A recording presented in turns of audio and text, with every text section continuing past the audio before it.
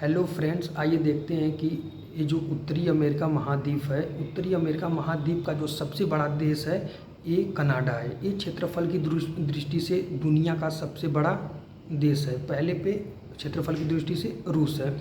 Canada में ये 3 शहर हैं जो सबसे बड़े हैं। एक ओटावा है, एक टोरंटो है और एक मॉन्ट्रियल है। 3 शहर है, एक टोरंटो है, ओटावा है, मॉन्ट्रियल है।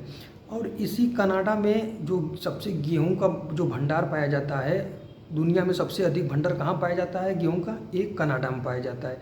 कनाडा जो कि ये सबसे ठंडा मरुस्थल है, जो कि ये ठंडा मरुस्थल है, फिर भी मतलब यहाँ पे गेहूं का भंडार सबसे ज़्यादा, जो जब ठंडा मरुस्थल रहेगा तो बर्फ़ की ज़्यादा मात्रा रहती है, तो फिर भी ये मतलब यहाँ पे कैसे ये गेहूं का भंडार ज़्यादा पाया जाता है।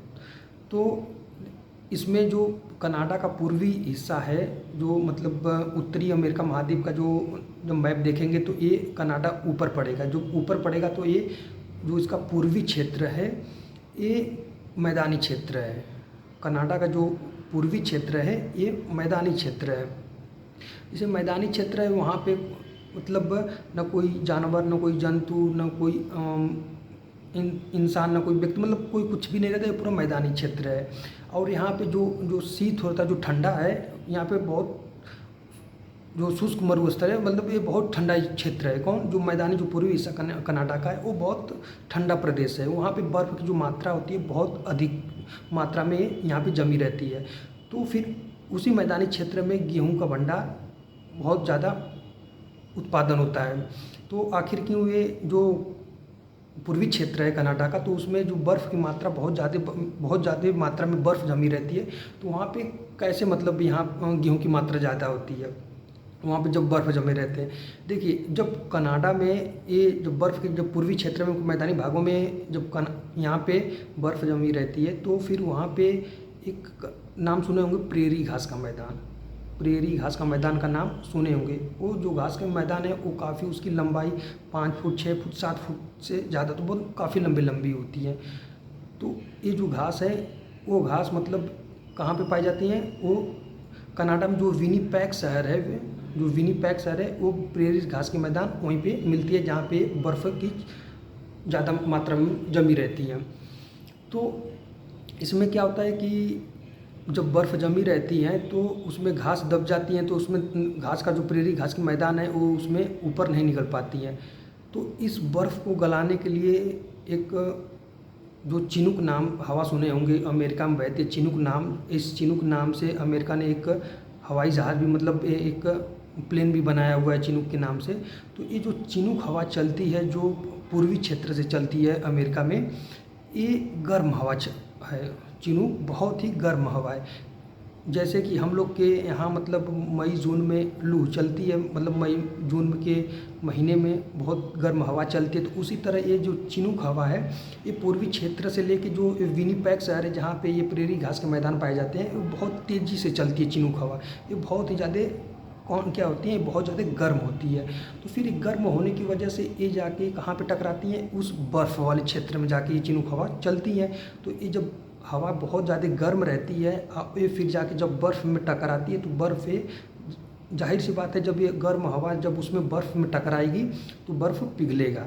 तो ये चिनूक हवा बहुत तेज़ी से चलती है और बहुत गर्म होती है, तो ये जाके बर्फ़ में टकराती है, तो बर्फ़ पिघल कर पानी बन जाता है। जब ये बर्फ़ पिघल कर पानी बन जाता है तो ये बर्फ़ क्या होता है कि पानी बनकर ये निकल जाता है, ये आगे की तरफ बढ़ जाता है, और फिर जो घास के मैदान होते हैं वो काफ़ी ऊपर की तरफ आ जाते हैं। और फिर इससे क्या लेना देना है? जब ये बर्फ़ की हवा जो है, फिर इसके बाद जब जो बर्फ़ मतलब पानी बन के निकल गया, फिर घास का मैदान आ गया, तो फिर वहाँ पे गेहूँ का भंडार, मतलब जब इतनी बड़ी बड़ी घास है तो गेहूँ की भंडार और गेहूँ का उत्पादन कैसे होता है? वहाँ पे ये होता है कि जब ये बर्फ़, मतलब जब बर्फ़ पानी पिघल कर निकल जाती हैं, और जो जब कभी भी ये जब बाढ़ग्रस्त क्षेत्र है, जब भी बाढ़ आता है या फिर नदी का पानी जब ऊपर आता है, जब ये पूरी बाढ़ एरिया में ग्रस्त हो जाता है, तो जब नदी आएगी तो पूरा जो खाद मटेरियल है, चाहे पोटास हो गया या पोटेशियम हो गया या यूरिया, मतलब कुछ भी हो गया, जो जो भी खाद वाली उर्वरक वाली चीज़ें, ये सब बहा के नदी अपने यहाँ से लेके मतलब नदी के द्वारा आती है। और जब ये विनिपेग शहर में आती मतलब ये विनिपेग क्षेत्र में आती है, जब ये मैदानी क्षेत्र में आती है तो फिर ये इतनी बड़ी बड़ी घासें होती है कि पानी मतलब जो भी उर्वरक होकर ये क्या करती है, घासें जो घास की जड़ होती है, जो घास की जड़ होती है वो आके घास के जड़ों में क्या होता है कि जो पोटास होता है, यूरिया, जो उर्वरक चीज़ें होती हैं वो आके जम जाती हैं। फिर इसके बाद जब तक बाढ़ग्रस्त रहता है तब तक वो मतलब जमी रहती है। फिर इसके बाद जब पानी ख़त्म हो जाता है, जब जो बाढ़ का स्तर है वो धीरे धीरे जब लेवल उसका नीचे जाता है, तब ये फिर क्या करते हैं कि जो खाद होता है, जो उर्वरक रहती है, वो जो घास रहती है वो उसी के नीचे जमे रहते हैं। जो उर्वरक रहती है जो उसी की घास के नीचे वो जमी रहती है। फिर इसके बाद क्या कहते हैं कि जब पूरा पानी ख़त्म हो जाता है तो फिर जो किसान होता है वो किसान जाके घास को काटता